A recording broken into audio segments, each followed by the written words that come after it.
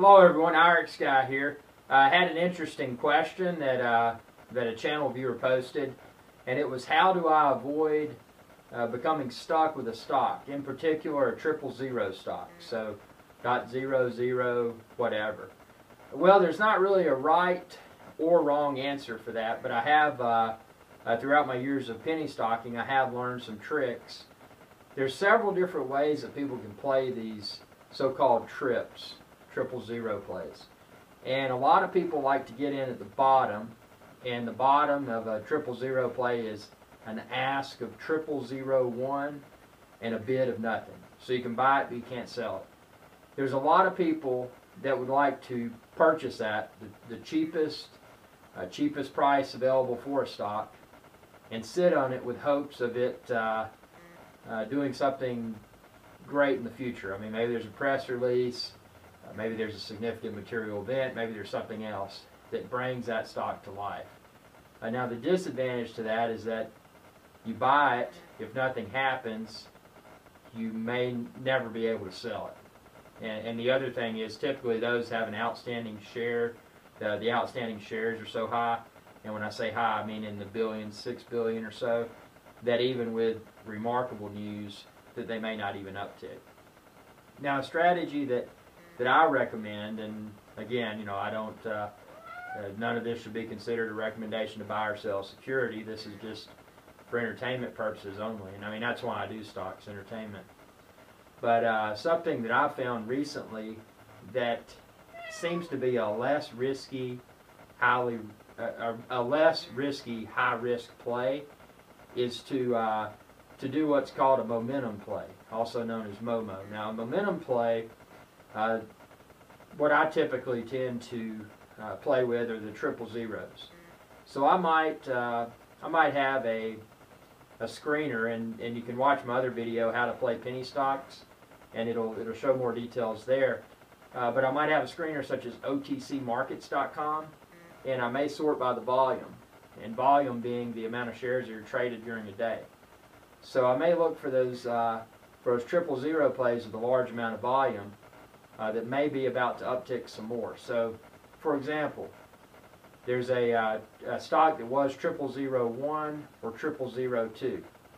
They have significant press release, significant material event, whatever that condition or those conditions may be that has triggered interest in buying. So you see the volume there, the buys. What I might do with that, say it was a 0001, if it upticks to say 0003, I might enter. So I'm getting in at 0003 with the hopes of continuing to ride this momentum. You know, maybe it'll go up to 001, maybe it'll go up to a penny.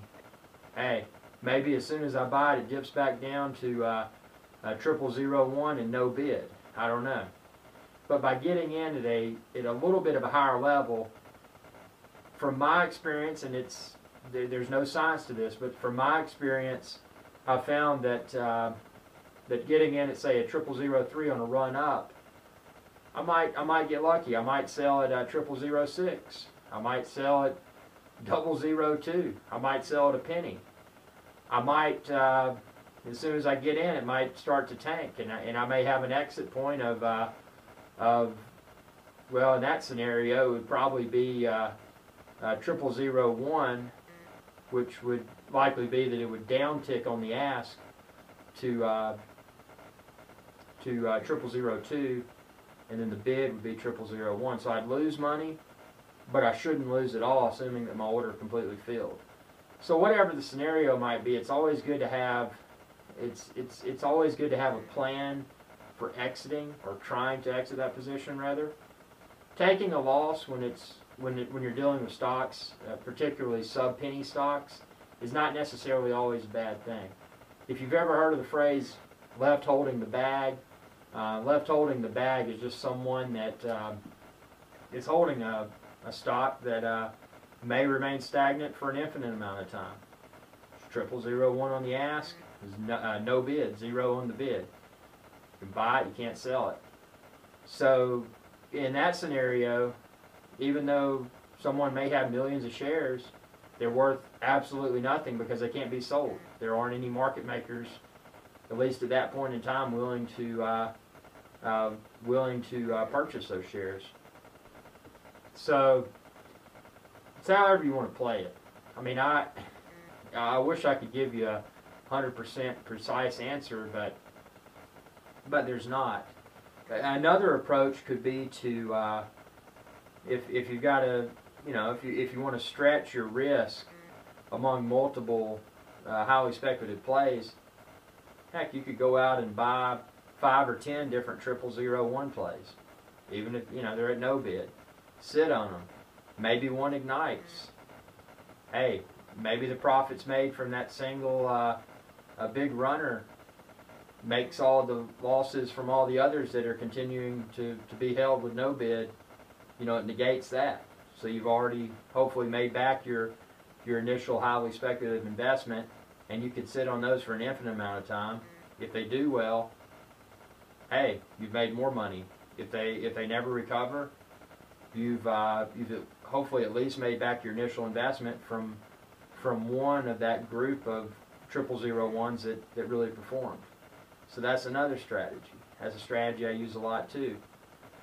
I mean, other than that, and something else I want to point out, I mean, there's so many uncertain conditions that come into play with these penny stocks. I mean, there could be a company that paints the prettiest picture of there's no way they could fail. And personally, what I've found with these penny stocks that seem to have the most promising outlook on the future horizon is that they seem to be the ones that fail the most. And it's, from my experience, it's the ones that don't really have a lot out there that really surprise people.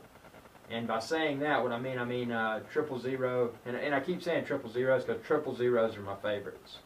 They're the most risky, and they often produce the greatest reward. But one thing I like are these companies that I like to look back at them. Look at a chart. I want to see, do they split this thing a lot?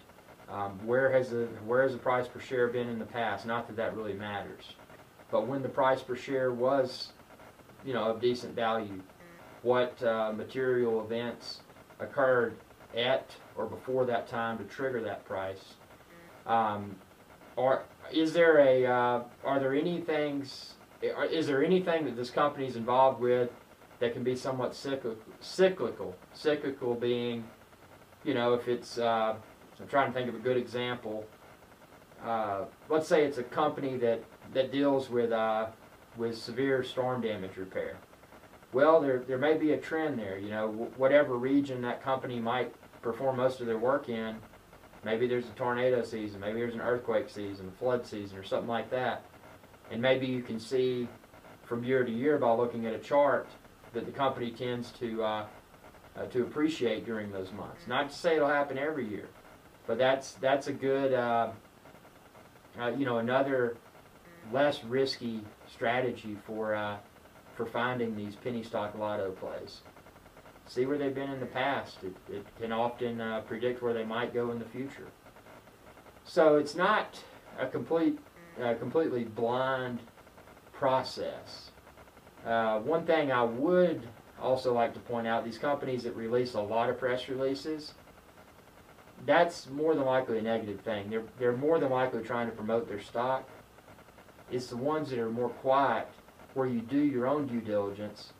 Just like I said, that example of the weather damage, severe weather damage repair company.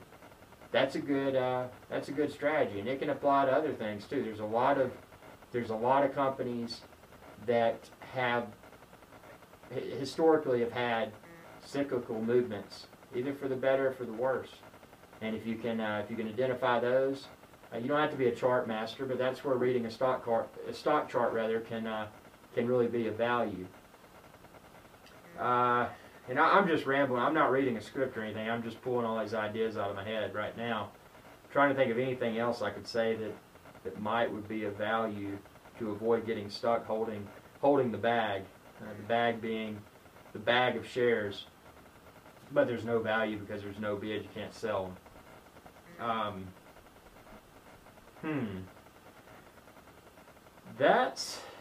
that's about the gist of it. If I think of anything else, I'll let you know. And if you have questions, please feel free to post them here, and I'll be happy to do a video response. If I think of anything else, I'll continue to post videos, and most definitely feel free to check out all my stock market videos.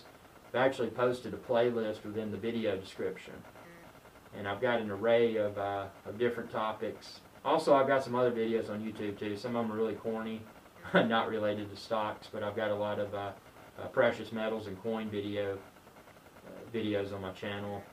I've got some goofy stuff too, but thanks for tuning in, and appreciate all the subscriptions.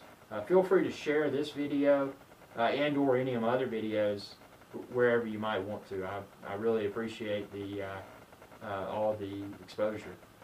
Have a good one.